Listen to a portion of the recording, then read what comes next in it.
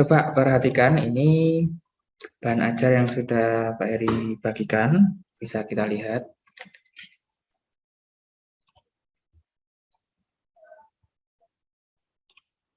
Nah, tentang kalor. Jadi kita bahas tentang kalor. Kalor itu apa tuh? Ada yang tahu? Panas. Panas ya. Apa bedanya dengan suhu? Ada yang tahu apa beda kalor dengan suhu?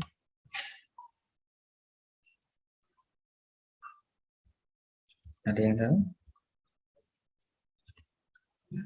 Jadi kalau kalor itu bentuk energi panas yang berpindah dari benda yang suhu tinggi ke suhu rendah. Jadi kalor itu bentuk energi, ya energi panas. Nah, kalau suhu itu adalah derajat panas atau tingkat panas dari suatu energi itu. Nah, jadi kalor itu energinya, kalau suhu itu derajat atau tingkatan panasnya. Nah, kemudian jika suatu zat menyerap kalor, maka suhunya naik. Kalau melepas kalor, suhunya turun. Contohnya kalau air panas dibiarkan di tempat terbuka, nah dia melepas kalor. Nah, maka lama-kelamaan suhunya akan turun. Nah, kalor yang dilepas berasal dari air yang panas itu, yang suhunya tinggi, kemudian dia lepas ke lingkungan. Nah, maka lama-kelamaan suhunya akan turun. Nah, ini pengantar saja. Nah, kemudian ini ada perumusan atau perhitungan bagaimana kita menghitung berapa banyak energi kalor yang diperlukan dalam suatu proses. Nah, ini perhatikan. Ini saya tekankan ke bagian ini. Kalau yang bagian yang lain kalian bisa sambil membaca lagi. Nah, kalor itu disimbolkan dengan Q atau Q besar. Nah, setara dengan C, C itu kalor jenis zat, dikali M, M ini massa benda, dikali delta T. Delta T itu adalah perubahan suhu. Ya. Ini dibolak-balik boleh, tetapi biasanya penulisannya M dulu, kemudian C, kemudian delta T. Atau kalau mau disingkat macet. Nah, untuk memudah mengingat, kalor itu macet. M, C, delta T. Nah, M itu massa benda, satuannya kilogram. C itu kalor jenis zat, satuannya joule per kilogram derajat Celcius. Kemudian delta T itu adalah perubahan suhu. Nah, perubahan suhu itu bisa kenaikan suhu, bisa juga penurunan suhu. Bergantung situasinya seperti apa nanti. Nah, kemudian kalor itu satuannya adalah joule. Nah, coba ini saya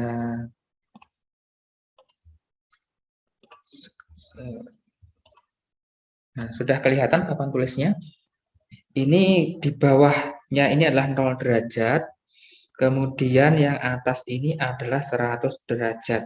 Nah, kemudian di bawahnya 0 ini adalah suhu negatif. Misalkan saya punya suhu negatif 5. Nah, berarti kalau di bawah 0 itu suatu benda wujudnya adalah apa? Benda berada di bawah 0 derajat wujudnya apa? Wujudnya apa? Es atau padat. Semisal saya punya sebongkah es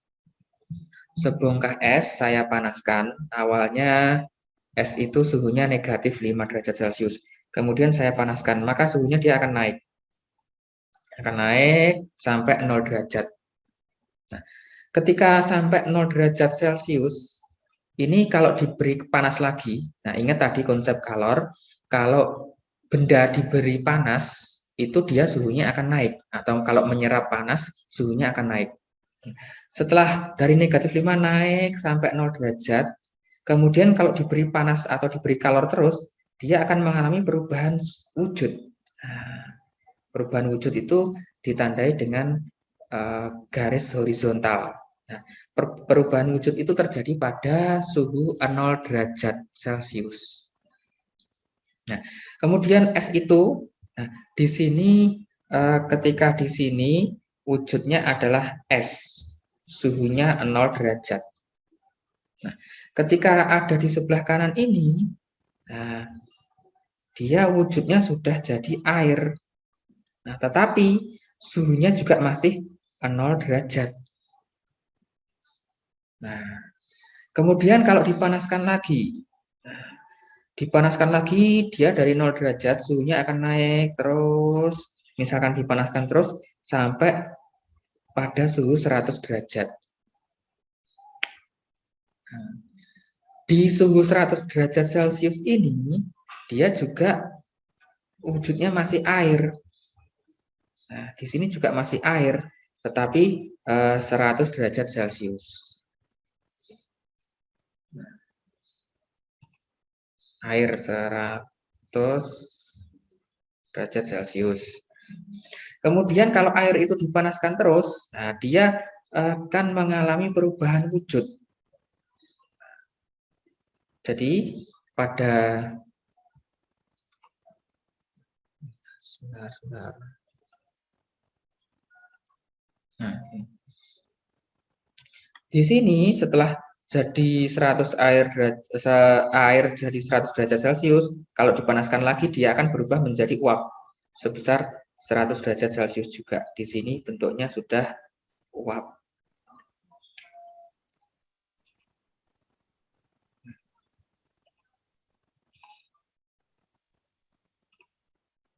Hmm.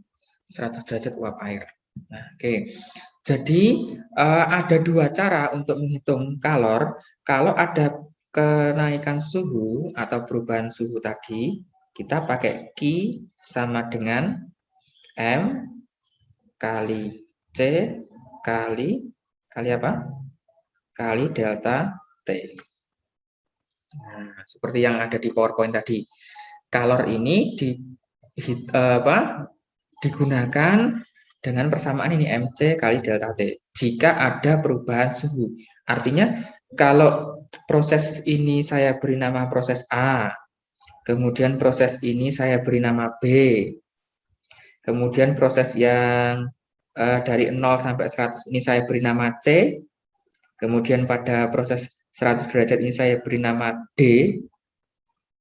Nah, maka yang memakai rumus QMC delta T ini adalah pada proses A dan pada proses C. Karena ada perubahan suhu. Nah, bagaimana dengan proses B dan D? Nah, B dan D itu menggunakan persamaan atau rumus Q sama dengan M kali L. M kali L. M ini adalah massa, kemudian L ini adalah kalor laten. Nah, kalor laten. Kalor laten itu kalau pada proses B namanya kalor lebur, kalau pada proses D namanya kalor uap. Nah, kalor lebur karena digunakan untuk meleburkan zat padat jadi zat cair pada proses B. Pada proses D disebut kalor uap karena digunakan untuk menguapkan zat cair jadi uap. Nah, jadi pada proses B dan D ini rumusnya atau persamaannya menggunakan M kali L. Massa dikali kalor laten. Nah, kalor laten tadi ada dua, uap dan lebur. Nah, jadi untuk menghitung besarnya kalor ada dua cara. M kali L kalau terjadi perubahan wujud, MC delta T atau macet kalau terjadi perubahan suhu. Oke, itu ya bisa dipahami ya. Nah, kemudian kita ke penerapan soal. Coba bisa diperhatikan nanti bisa kalian coba. Ini saya clear dulu ya ini.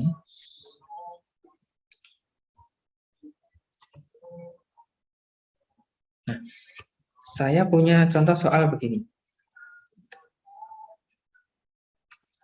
Ini es negatif 10 derajat Celcius dipanaskan sampai menjadi air. Airnya ini misalnya 20 derajat Celcius. Jadi di sini ada 3 proses, yaitu proses A, proses B, kemudian proses C. Bisa terlihat ya. Nah, proses A ini menggunakan apa? Persamaan yang mana? Q sama dengan MC delta T. MC delta T. Kalau proses B, nah ini pakai apa? Q sama dengan M kali L.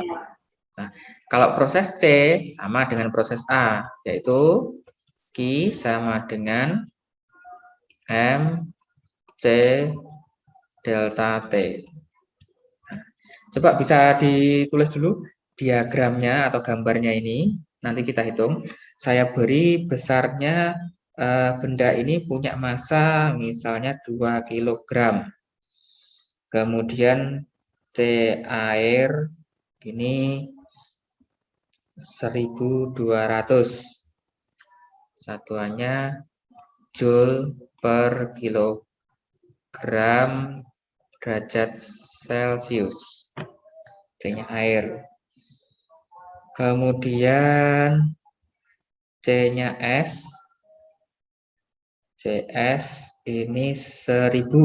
Misalnya kita ambil 1000. 1000 joule per kilogram derajat Celcius. Tulisannya enggak apa ya. Joule per kilogram derajat Celcius. Nah, kemudian L atau kalor leburnya kita ambil 80.000 misalnya. 80.000. Sambil kalian catat ya. 80.000. Udah?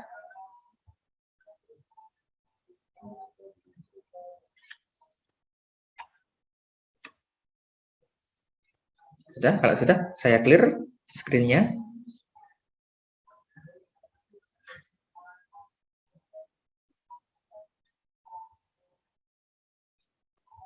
Nah ya. Nah, sekarang kita hitung satu persatu dari yang proses A dulu. Dari proses A. Saya clear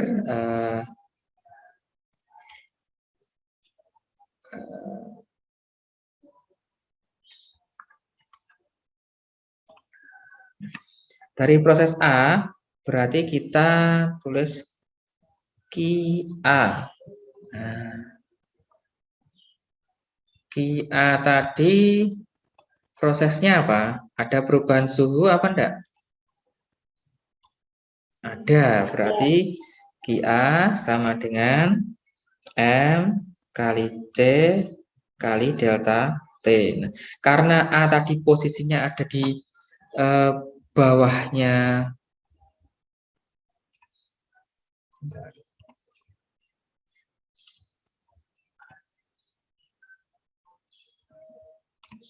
tombolnya hilang. Sebentar ya.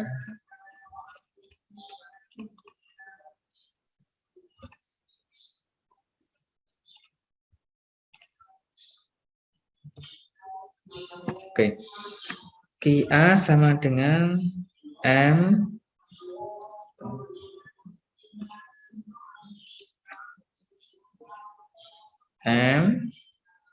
kali C kali delta T.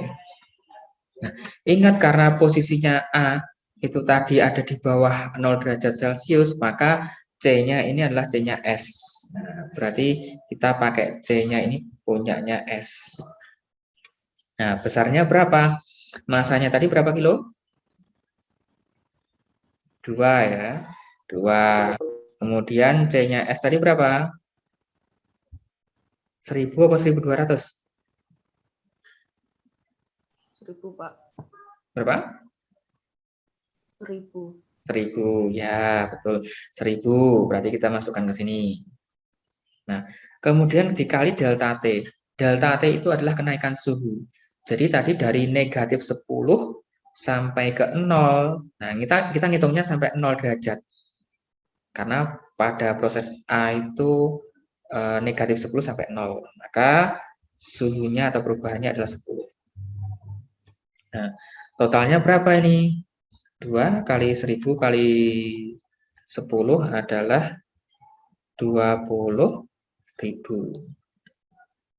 Nah, 2 kali 1000 kali 20 adalah 20.000. Nah, satuannya apa?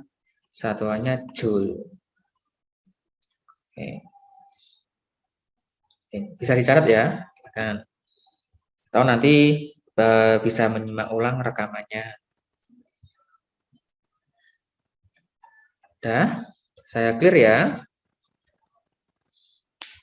Kemudian kita hitung yang pada proses B. Nah, proses B itu ada perubahan wujud. Nah, kalau ada perubahan wujud, berarti kita pakai apa? Pakai? Sama dengan M kali L. Iya, betul. Pakai Q sama dengan M kali L. Nah, masanya tetap 2 kilo. Nah, L-nya tadi berapa? 80.000.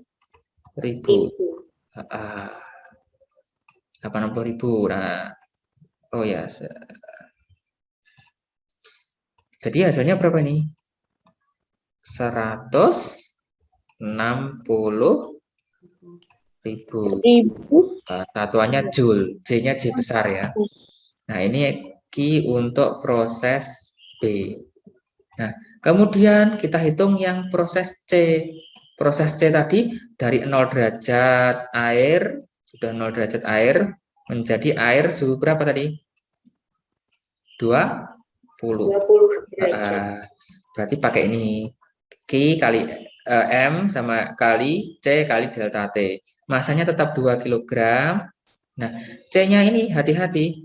C-nya ini menggunakan punyanya air.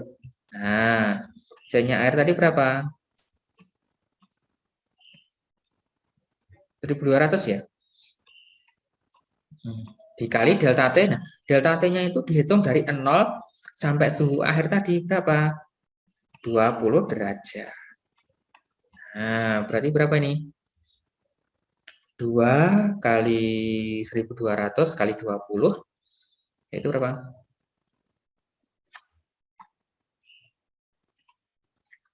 48.000, Pak.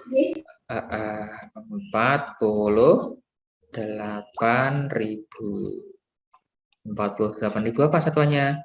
Joule. Nah, maka kalau kita ditanyakan berapa Q total atau berapa jumlah seluruh kalori yang digunakan dalam proses itu, maka kita hitung, kita tinggal menambahkan dari QA ditambah QB ditambah QC. Nah, QA tadi ketemu berapa?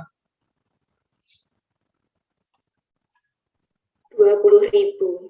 20.000. Oke. Terus ditambah QB-nya 160.000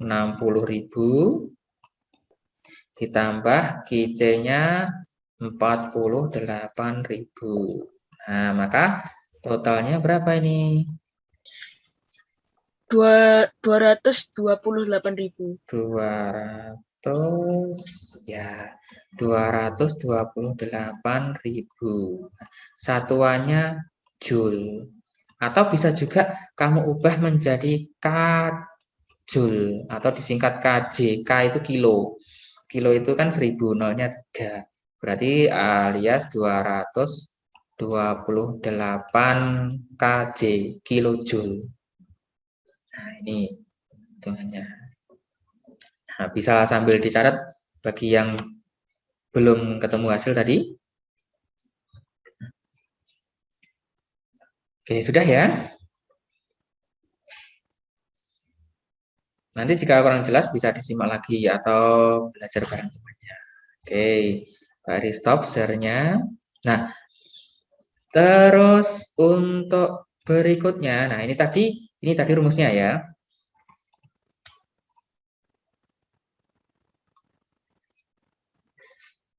Ada juga namanya kapasitas kalor. Nah, kapasitas kalor itu dihitung dari M kali C. Kalau kalor jenis tadi kan C kecil, kalau kapasitas kalor itu C besar. C besar itu sama dengan massa dikali C kecil. Nah, ini bisa disimak dan dipahami lagi. Kemudian kalau ini perubahan wujud, sudah tidak ada masalah. Kalian sudah sejak SD. Kalau dari padat menjadi gas itu namanya menyublim, padat jadi cair namanya mencair atau melebur, dan seterusnya. Ini contoh perubahannya. Ini contoh-contohnya. Nah, yang ini tadi yang saya sampaikan, kalau namanya kalor laten. Nah, kalor laten ada dua, lebur dan uap. Nah, lebur itu juga sama dengan beku.